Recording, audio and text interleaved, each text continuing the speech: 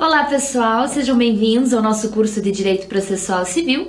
Eu sou a professora Alexia e nós estamos conversando sobre a parte especial do novo Código de Processo Civil. Nessa parte especial, nós começamos a trabalhar o livro 1, que fala do processo de conhecimento e do cumprimento de sentença. Estamos falando ainda do processo de conhecimento pelo procedimento comum.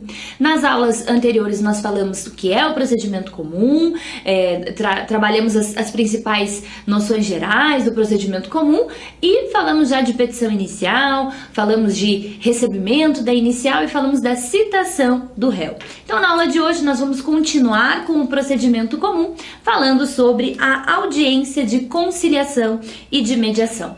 Muito bem, gente, a partir do momento que o autor protocola a sua petição inicial, distribui a petição inicial com todos aqueles requisitos do artigo 319, do artigo 320, o juiz recebe e verifica que a petição inicial se encontra perfeita, preenche todos os fundamentos, todos os pressupostos, ele despacha a citação do réu. E o réu, ele é citado para complementar a relação jurídica processual, para conferir aquela validade, aquele desenvolvimento regular ao processo, mas ao mesmo tempo que a citação tem essa finalidade de completar o desenvolvimento regular do processo, de integrar o réu dentro do conflito, dentro da relação jurídica processual, a citação também acaba atribuindo uma outra finalidade, que é a participação na audiência de conciliação ou de mediação, que é uma novidade prevista no CPC de 2015, o CPC anterior não trazia essa audiência de conciliação ou de mediação, então é a partir dessa audiência que a gente vai conversar um pouquinho.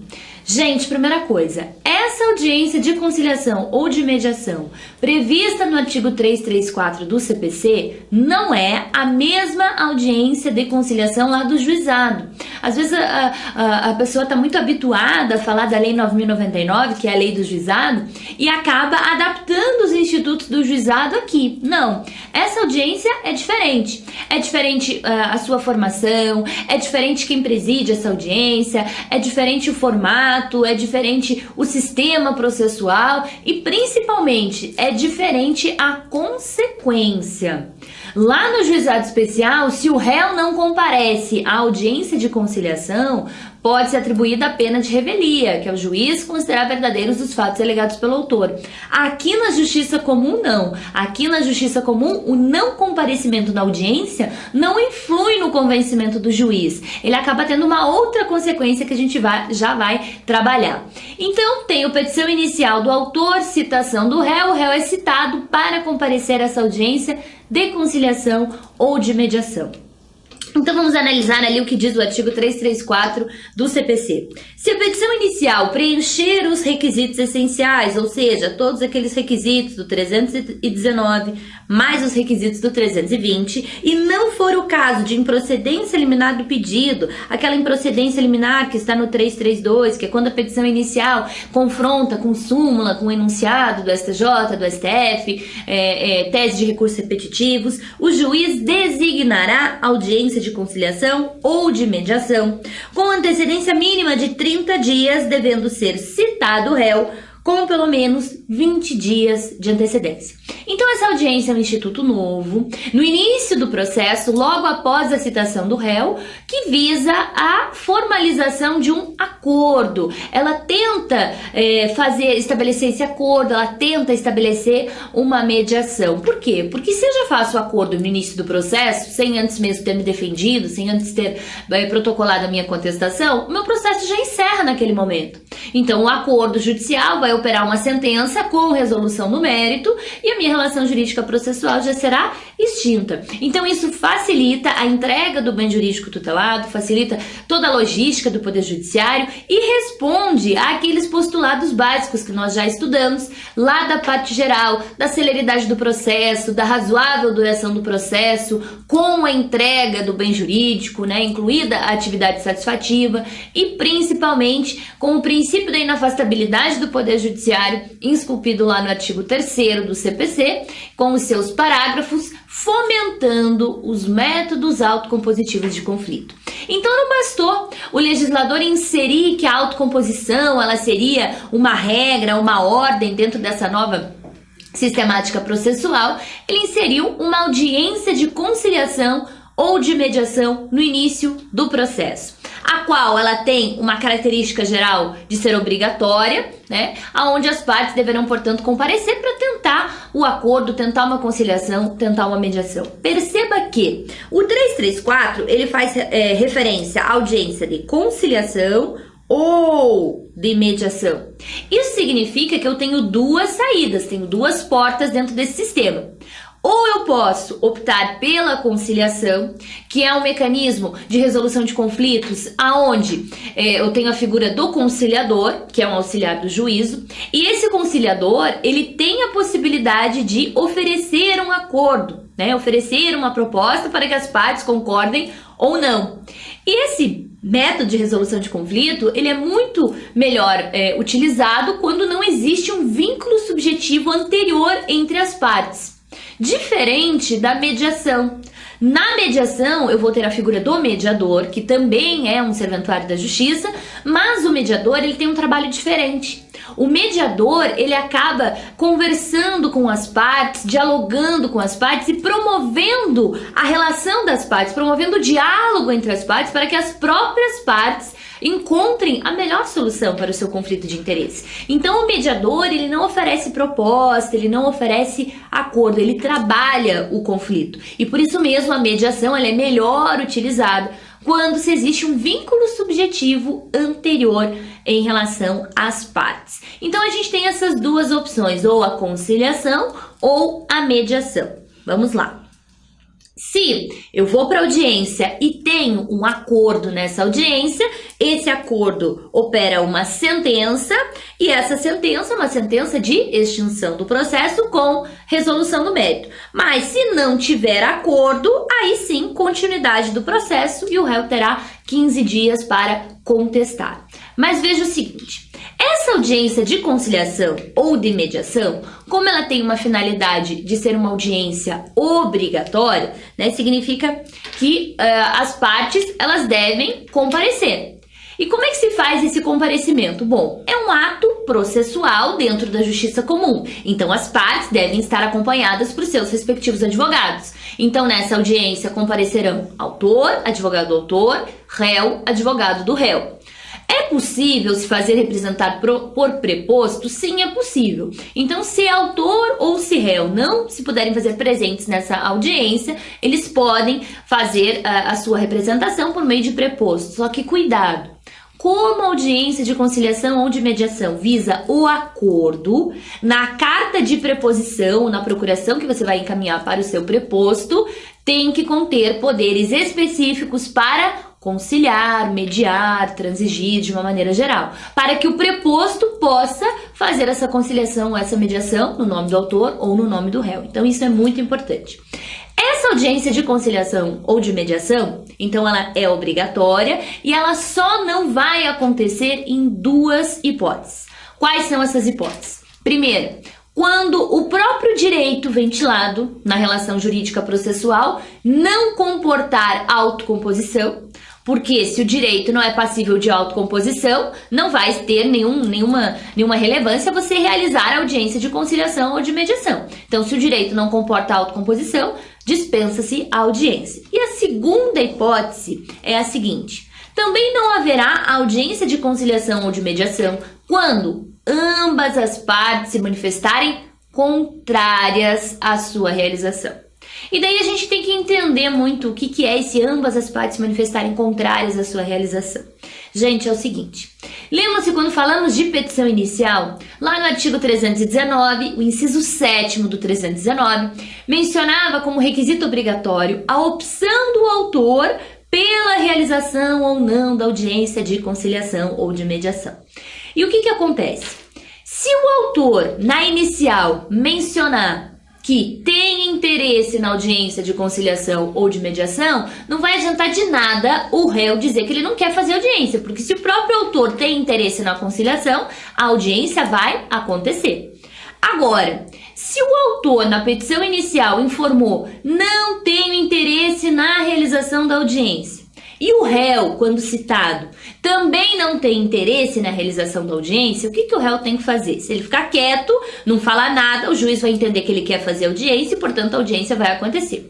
Mas o que o réu tem que fazer? Até 10 dias antes da audiência de conciliação ou de mediação, se o réu também não quiser realizar a audiência, ele vai ter que protocolar uma petição informando que, da mesma forma que o autor disse na inicial que não queria fazer audiência, ele, réu, também não tem interesse. Aí o que acontece? Se o autor diz que não quer e o réu, até 10 dias antes da audiência, também disse que não quer, aí sim a audiência não vai acontecer e a gente passa para a próxima etapa do processo. Mas são essas duas únicas situações nas quais a audiência não vai acontecer. Ou quando o direito não admitir a autocomposição, ou quando ambas as partes se manifestarem contrárias à realização da audiência. Essa audiência de conciliação ou de mediação, ela pode se manifestar dentro de uma sessão única, eu posso ter uma segunda sessão de mediação, uma segunda sessão de conciliação, quando o acordo está quase lá, mas ainda não foi fechado, é possível você estabelecer uma segunda sessão dessas audiências, e o não comparecimento das partes na audiência de conciliação e mediação, como eu disse no começo da aula, não vai influenciar o convencimento do juiz. Então não é igual lá no juizado especial que o não comparecimento da audiência acarreta revelia. Aqui na justiça comum não. Se a parte autora ou se a parte ré não comparecerem na audiência de conciliação ou de mediação, o que acontece? A penalidade pelo não comparecimento será uma multa de até 2% sobre a vantagem econômica ou sobre o valor da causa. Então o juiz não acarreta revelia, não acarreta pena de revelia, nada disso acontece. O não comparecimento na audiência pura e simplesmente vai acarretar uma multa de até 2% sobre a vantagem econômica ou sobre o valor da causa. E essa multa de até 2% ela reverte em razão dos cofres públicos para a União ou para o Estado. Então é esse o sistema da audiência de conciliação ou de mediação. Fui para a audiência de conciliação e mediação, teve acordo, extinção do processo. Fui para a audiência de conciliação e mediação, não teve acordo, continuidade do processo.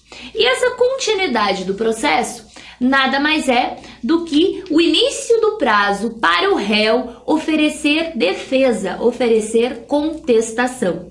Então, o que acontece? Fomos para a audiência, não teve acordo. Ok, não teve acordo significa que o juiz tem em mãos petição inicial do autor, tem em mãos a ata da audiência infrutífera. O que vai acontecer? Automaticamente, após a audiência, começa o prazo de resposta do réu. Então, o réu não será intimado, o réu não terá uma nova citação, nada disso vai acontecer. Ele foi citado no início do processo para comparecer à audiência. Foi para a audiência ou não foi, pagou a multa, enfim.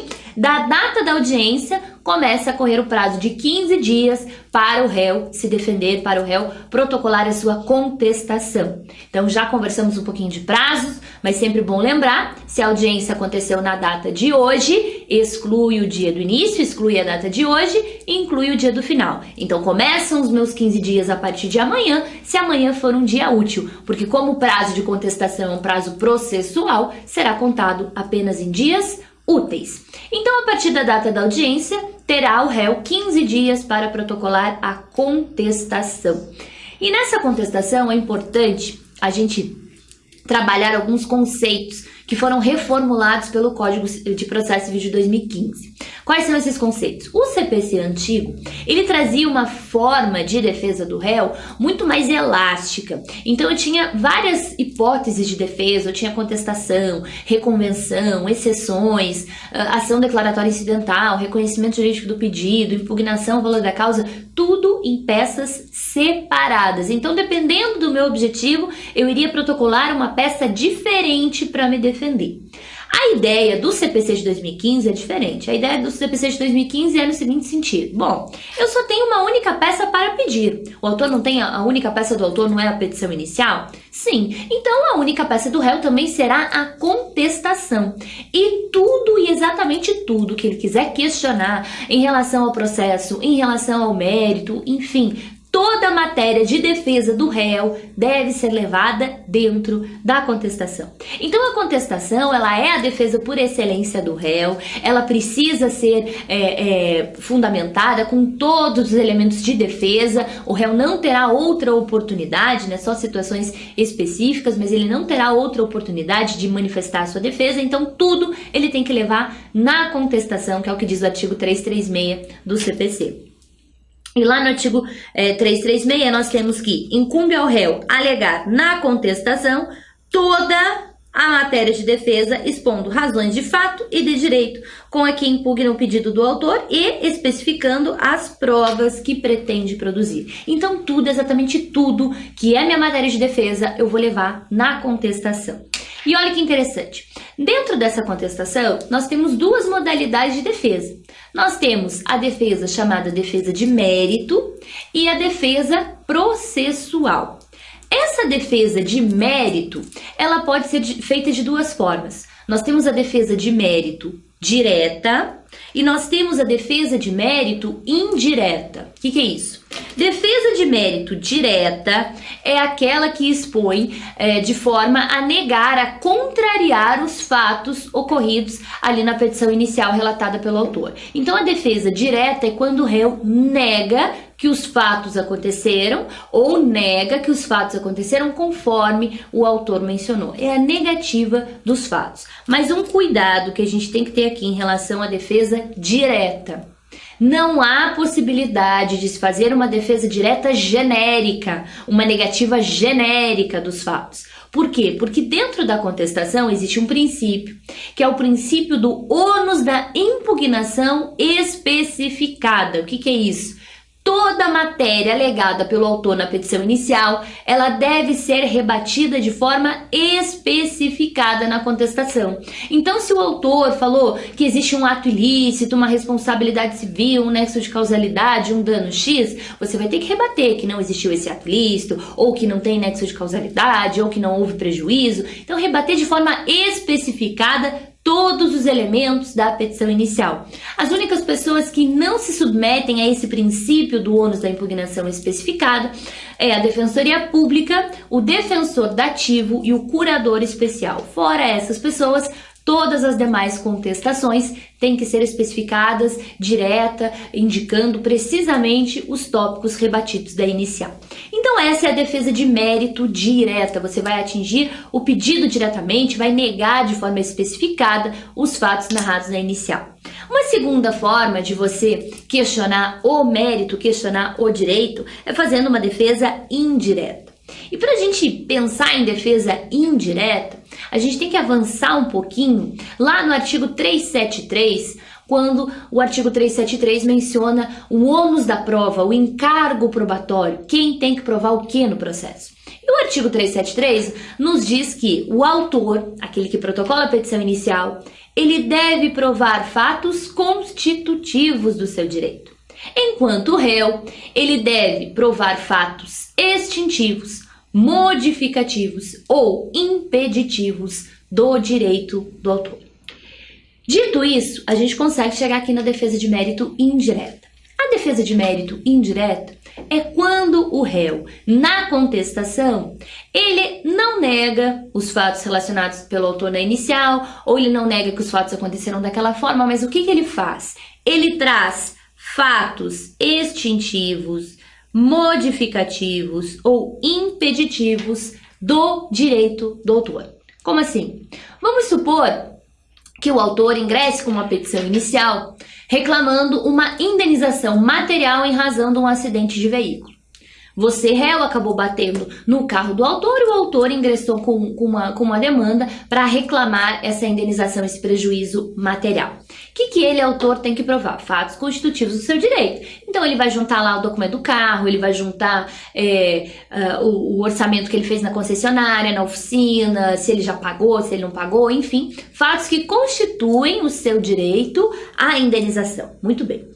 E você, réu? Bom, você recebe a petição inicial e realmente se dá conta que você bateu no carro do autor, que você tem responsabilidade, que o autor tem razão àquela quantia que ele pleiteia em face do prejuízo material sofrido no seu veículo. Só que tem um detalhe. Esse acidente aconteceu há mais de 3 anos. E vocês bem sabem que quando a gente tem uma demanda de responsabilidade civil para reclamar dano material, dano moral, o prazo prescricional para você ajuizar essa demanda é de 3 anos. Então o autor até teria direito a essa indenização se ele ingressasse com essa demanda dentro dos 3 anos. Agora ele deixou passar esses 3 anos. Entrou com a petição inicial ali 3 anos e 5 meses, 4 anos depois. E o que acontece com o direito dele? Está prescrito. Então você, réu, quando recebe essa petição inicial, você não vai fazer uma defesa direta, você não vai dizer que os fatos não aconteceram, porque os fatos aconteceram. O autor relatou tudo exatamente como ocorreu, não tem uma vírgula para você tirar. Só que você tem o quê? Você tem um fato extintivo do direito do autor, que é a prescrição. Então você vai mencionar na sua contestação, excelência, realmente, os fatos aconteceram da forma tal qual foi narrado pelo autor, porém, o direito ventilado nessa petição inicial já está prescrito, portanto, fato extintivo do direito do autor. Assim é com fatos modificativos, assim é com fatos impeditivos. Então, o réu, na defesa indireta, ele traz esses outros fatos extintivos, modificativos ou impeditivos do direito do autor. Ao lado dessa defesa de mérito, nós temos também a defesa processual. E a defesa processual, ela também pode ser feita de 2 formas. Eu tenho a defesa processual própria e a defesa processual imprópria. A defesa processual própria é aquela que enseja a extinção do processo sem resolução do mérito. E a defesa processual imprópria é aquela que não gera extinção do processo. Ela gera uma mera regularização da relação jurídica processual.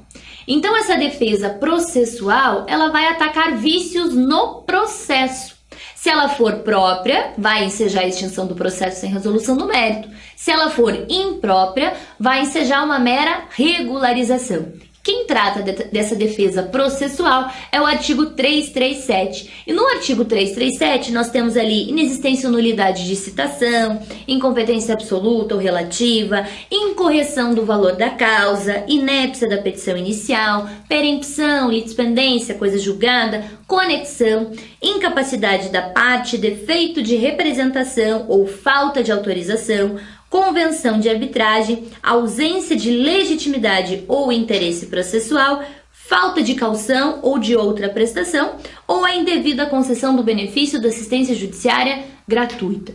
Então, no artigo 337, nós temos todas as hipóteses de defesa processual. Só que percebam que o 337 não fala quais são as hipóteses de defesa própria e quais são as hipóteses de defesa imprópria. Então, somos nós que vamos ter que ler o 337 e identificar dentro de cada hipótese qual que ensejaria a extinção do processo e qual que ensejaria uma mera regularização. Vamos falar de alguns exemplos. Então, vamos pegar ali a conexão. A conexão é o quê? Reunião de demandas, porque eu tenho mesmo pedido ou mesma causa de pedir, a modificação da competência. Então, eu tenho 2 processos distintos e em um dado momento da relação jurídica, como eles têm mesmo pedido ou mesma causa de pedir, eu preciso reunir esses processos ao juízo prevento, para que sejam julgados pelo mesmo juiz e para que se evite decisões contraditórias ou qualquer outro conflito relacionado aqui à nossa relação jurídica. Então, quando existe conexão, quando o réu alegar conexão juiz, esse processo aqui ele é conexo com o processo X. Será que isso vai ensejar a extinção do processo ou uma mera regularização? Uma mera regularização. O juiz vai reunir essas 2 demandas, né? Vai conectar essas 2 demandas para que sejam julgadas pelo mesmo juízo, não vai extinguir o processo. Ele vai reunir as demandas para o mesmo juízo, para o juízo prevento. Então, é uma modalidade de defesa processual imprópria, só regulariza a relação processual. Agora, uma outra hipótese aqui, vamos pegar a inépcia da petição inicial. Quando o juiz recebe a petição inicial, ele já pode fazer aquele exame de admissibilidade e verificar que a inicial é inepta.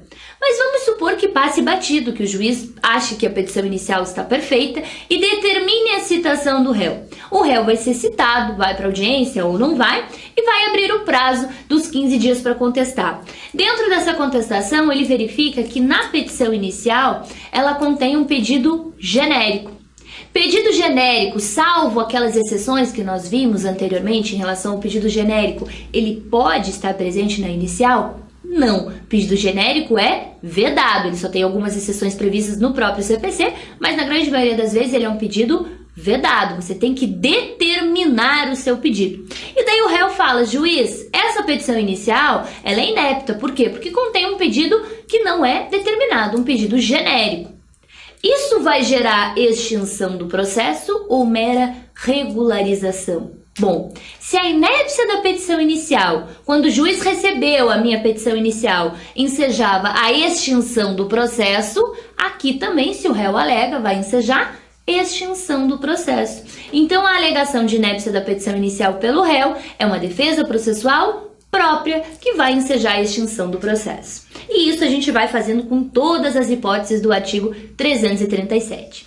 Dentro dessas duas modalidades de defesa, a que sempre tem que existir na sua contestação é a defesa de mérito. Sempre, sempre, sempre tem que existir a sua defesa de mérito. Mas, se você tiver as duas alegações, se você tiver alegações de defesa de mérito e alegações de defesa processual, a que virá primeiro na tua petição inicial será a defesa processual. Então, das duas, a mais importante, é que sempre vai estar presente na tua peça, é a defesa de mérito. Mas se você tiver alegações das duas formas, a que virá primeiro na sua peça é a defesa processual e depois a defesa de mérito.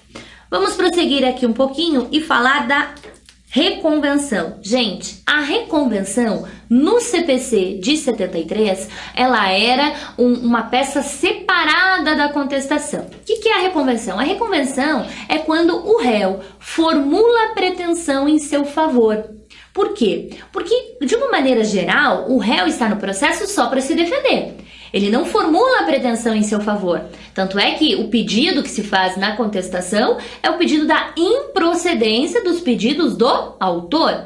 Então, o réu ele está no processo apenas para se defender. Mas quando ele tiver alguma pretensão para postular em face do autor, ele poderá fazê-lo por meio da reconvenção, que no CPC antigo era uma peça separada e no CPC de 2015 ele é um tópico dentro da contestação. Então, toda vez que o réu, além de se defender, quiser formular um pedido em seu próprio favor em face do autor, ele vai abrir um tópico na sua contestação dizendo da reconvenção e ali ele vai formular o seu pedido. Então, acompanhe comigo ali no artigo 343. Na contestação, é lícito ao réu propor reconvenção para manifestar pretensão própria, formular pedidos próprios em seu favor, conexa com a ação principal ou com o fundamento de defesa. Então, você terá a defesa na contestação e o pedido, né, esse pedido próprio formulado pelo réu dentro da contestação. De forma que o autor, o processo vai continuar em relação à petição inicial, contestação, e nós teremos um pedido formulado pelo réu. Sobre esse pedido, o juiz terá que intimar o autor para que o autor conteste a reconvenção. Deu para entender? Então, a reconvenção, ela não é obrigatória. Às vezes, ela acontece no processo. Às vezes, o réu quer formular uma pretensão.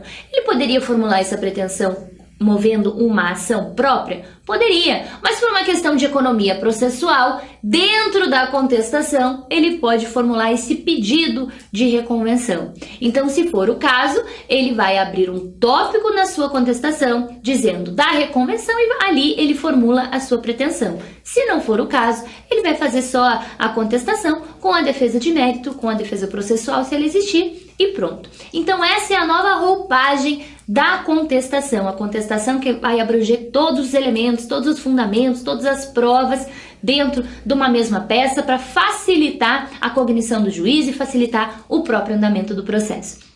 E eu espero você então na nossa próxima aula, para a gente dar continuidade ao nosso processo de conhecimento pelo procedimento comum, falando da próxima etapa do processo, que é a fase de saneamento do processo.